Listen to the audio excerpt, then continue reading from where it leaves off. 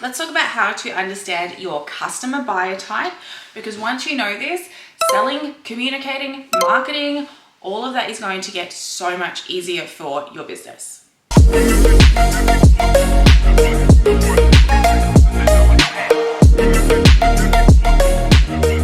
Full transparency, I didn't create these profiles. I learned them off of one person of another person, and they're out there if you dig deep enough to find them.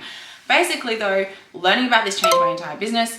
I ended up teaching it to my private clients, and then over the last 3 years, teaching it a little bit broader in some trainings and education resources and that type of stuff. This is really the 4 customer buyer types.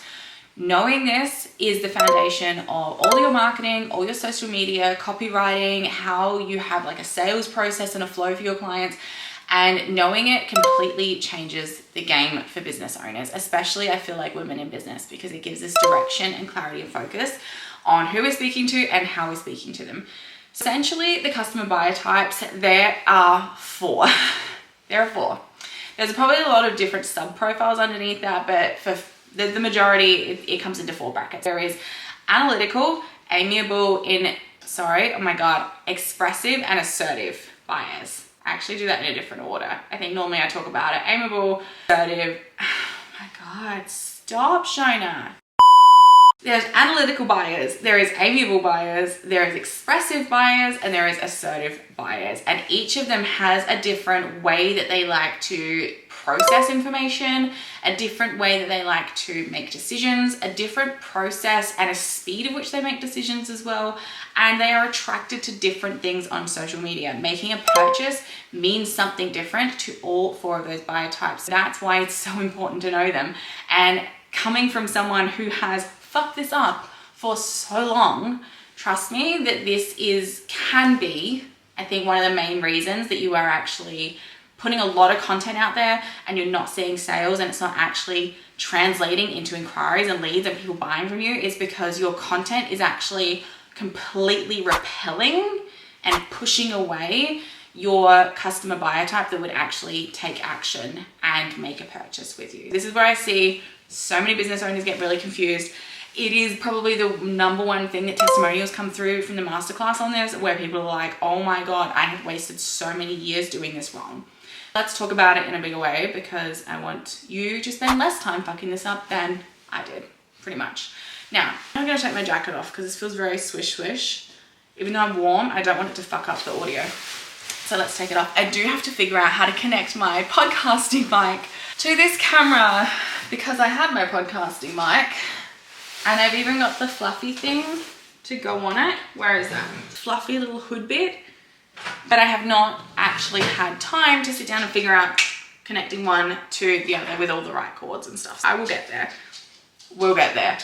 All right. Once again, Puppy's crawling around underneath the table, and she will probably store up a storm while I am trying to record this, because that's what she is known for. First of all, let's dive into analytical buyers, because these are the ones that want the information, right? They're like, give me a spreadsheet.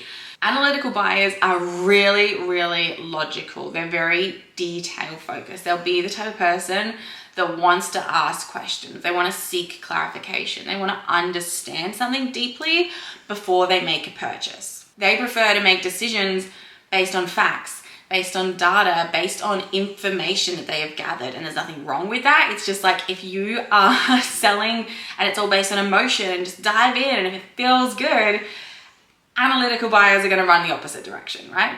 They really value the quality on something and the practicality as well. They want to know how it's going to work. Is there going to be cold times? What's the shipping? What's the delivery information? How long is this product going to last me? They are willing to really take their time to evaluate a purchase, but they're also the type of person that once they do make a purchase and they're happy with it, they are super, super loyal. They are a loyal fan for life. They will leave in-depth reviews and testimonials, and they will tell everyone how amazing your product, service, or offer is, because they have done the research into it, and they can clearly say to everyone, I have checked every single piece of tech available for this, and this one is the best because I've done the research on it. It might take a little bit longer to get these type of buyers, analytical buyers, as a client, but once you have them, they are amazing, lifelong, loyal clients. How do you identify an analytical buyer in your audience? You've got to look for people who ask a lot of questions. They want a lot of information. They want the details about the products or service. And they are also the type of person that likes to leave reviews and comments, and they focus on specific features or benefits as well. I'm gonna phrase this, like, I never thought I was an analytical buyer, but I've realized over the last 2 years, I definitely am. I love the information. I want to know exactly what I'm getting, and I leave really, really detailed and thorough reviews. It's also one of the reasons so many people come to me and they trust my recommendations and my referrals so highly. All right, so our next one is amiable buyers. These are everyone's best friend. Amiable buyers are really friendly, they're really enthusiastic, they really value a personal relationship, and you find that they're the type of clients and customers in your audience that they feel like they know you, you feel like you know them, they're in touch, right? They like that touch point of connection. They really are going to prioritize trust and rapport. They are the people that value working with someone they know versus someone they don't. They would rather hire someone that they know, someone that comes recommended to them within their circle, than someone who might be the best in the industry, but who is outside that circle as well. They really do value those relationships and connection. And they care more about who is selling a product than what the product is, or its features, or its benefits, or anything like that. They're more attached to the who. And they're often really, really motivated by the desire to support other people. This is where you'll get people, I bought it because it's you. I don't even use it, right? I can't even come to your event, but I bought a ticket anyway to support you. Go girl. They are so supportive and so amazing. They will buy things they may not even necessarily need just to be supportive and feel connected to you, right? A classic example of this is if you're a fan of a certain band and you've bought merchandise for them, even if you couldn't go to the show, even if you couldn't do anything, because it just made you support you. It's like a connection, a point of connection with other people who also like this band. It's that same energy, right? How to identify amiable buyers in your audience. You've got to look for those people that engage in your content in a really positive and supportive way. They may also like share a lot of your content. They're going to share it to their networks. They're going to be the first person to tag you. They're going to recommend you. They're going to leave reviews. That type of buyer, if your audience is really full of that type of buyer, that's great. That shows you have a really amiable audience buyer type. Then let's move on to the next one. I find this is the audience buyer type that everyone thinks they want, right? Everyone wants to say, I have an assertive buyer type, or my clients are really assertive. My clients move fast. When the reality is, I feel like they're actually the rarest. And this is knowing that I have been a little bit in this category myself over time. And I certainly have this type of buyer in my audience. I will literally have people go from I found you to I paid you in 30 minutes. You know, it's very, very fast. But everyone glorifies as these are kind of audience I want. And I feel like we're going for that because we think it's easier when it's not necessarily. Let's dive into what the assertive audience buyer, customer buyer type looks like. Assertive buyers are very confident, they are very decisive, and they prefer to take charge. They are incredibly proactive. They are very motivated by achievement and status as well, and they really value products or services that align with their goals and their priorities. So this is a case of often assertive buyer types. If you are marketing to them, you're saying, I get it done quicker, I get it done better, and I won't make your life harder because you choose to work with me, or buy my product, or buy my service. You know what I mean? They value certain things, and if you can match up and align with that, they move incredibly quickly when it comes to decisions. They really trust themselves, they know what they like, they know and understand the value of their time, and they are ready to pay for efficiency, speed, results, productivity, but also that little bit of status as well. If you can figure out how to tap into that, you can have an incredibly successful business model. But it's not always the right audience for everyone. I think that's an important conversation as well. Just because they purchase faster than some of the other buyer types and they're more comfortable investing in themselves and making those bigger financial decisions, it doesn't necessarily mean it is the best buyer type for you, your product, your service, or your long-term sustainable business goals. How to find an assertive buyer in your audience. You really have to look for the people that take action quickly. I can rattle off 6 of them in my business straight away from this month, right? They are the buyers that take action quickly and confidently as well. They're not usually the type of person that has a lot of questions. They kind of look at, yeah, I trust myself. They're very self-trusting of what they want to do and where they want to invest their money, right? They take action and quickly. They might ask for a direct, I'm not going to say like they never ask questions, but it might be something very direct. It might be a case of, I want to purchase this product, but I also just saw you offer this. which one, I just want to make sure I'm not doubling up here, or is there a way I can access that level of support with this product? How much extra would that be? Or I've seen that you offer this program, but is there any way you could get the same result for me if I just paid you to do it personally? You know, they have a question, but it's very direct, and sometimes it can be very, very specific about what they want, what they're seeking. It might be something like, I've seen that you do this. It says that your shipping time is 2 weeks on the website. Would I be able to pay you extra if I could get it here by the weekend? It's something very specific that they want to know. It's not so much information. It's, can you help me achieve something faster and more efficient than someone else can? That's really what it comes down to. And they don't want to have their time wasted. I think this is where it comes down to sales processes as well. If you are going, I want assertive buyers, you need to make sure your sales process and your follow-up and everything about your business structure matches that speed, right? Because if you are going, I'm going to attract assertive buyers, but you are having a multiple step purchase thing where they're going to be besties and tell you all this information, they're going to be excited to work with you until they click on that and realize they're going to book 3 calls and fill out a form. Then they're going to be like, fuck this shit too hard. I'll go work with someone else who will just let me start the work and invoice me, right? You've got to know your buyer type, not just for marketing, but for your entire business structure and how you move your clients through that flow as well. That's what they do. For assertive buyers too, they will often leave reviews and testimonials. Their recommendations come highly regarded within their networks and circles. They'll leave testimonials and reviews though that are less feature focused and more, here's my experience focused. They're very much will be the type of person that will say, you want to work with Susan because she was so fast. I had it turned around before I even 3 weeks earlier than expected. That's the type of review they're going to leave, versus someone else being like, you might want to work with Susan. You should work with Susan because she achieved this for me. She was great with communication, a very detailed focus, which is something that more like an analytical person would leave a review on. All right, our lucky last one is the expressive buyer type. So the expressive buyer is really, really creative. They are really enthusiastic, and they really value self-expression, right?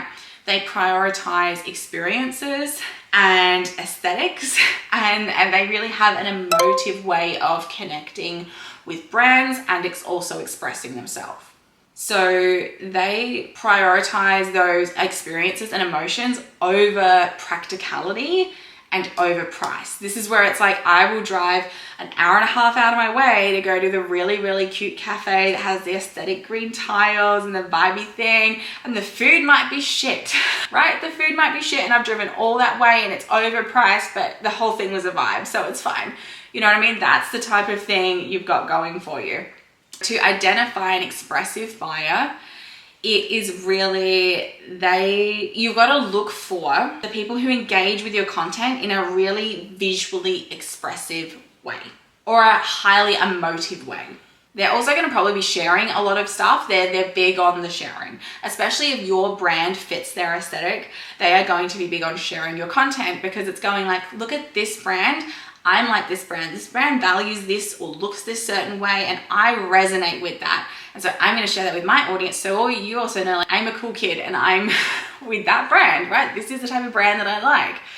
And it's that same as that band t-shirt thing. You support that brand because you support them, but then this is more like, I'm wearing that t-shirt for the aesthetic of it, for the vibe of it. Like it was a bright girl summer.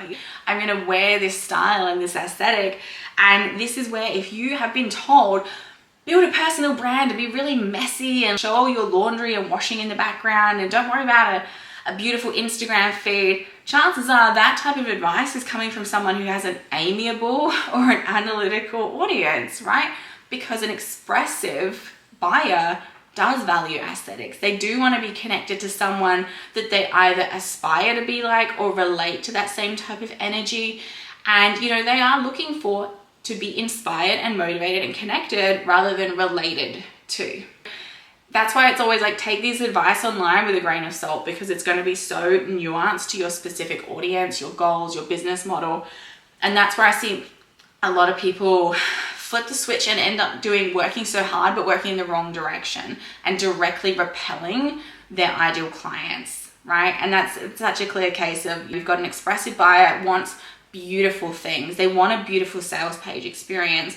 They want your fonts to be a vibe. They want sharing, oh my God, I am in this person's mastermind, or I bought this product, to be an experience. They actually don't care if the product works on their skin or not. They just want to be seen as the type of person who buys that product, right? There's nothing wrong with that. Let's lean into that. We all do things for the aesthetic and for the vibe of it.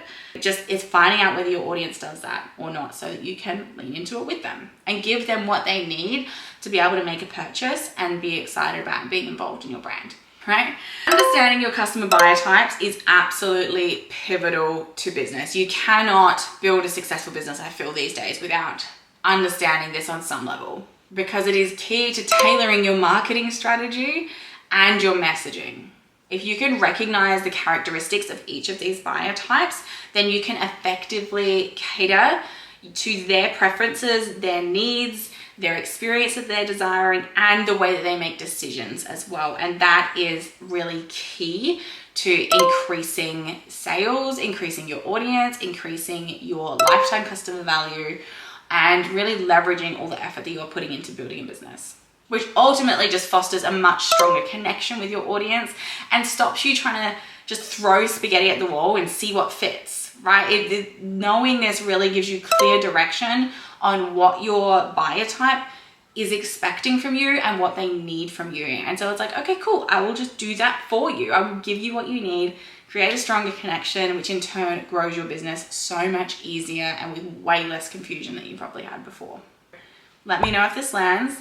If you have any more comments, or if you want to know any more about the customer buyer types, I have a full masterclass that goes quite in depth into this, the do's, the don'ts, how to sell to them, examples, messaging, all that type of stuff. So if you do want to dive in deeper to this, if this has kind of piqued your interest, I'll leave a link somewhere, or you can just comment and let me know. Hit me up on Instagram if you want to find out more about that. It's a really, really life-changing masterclass for so many business owners.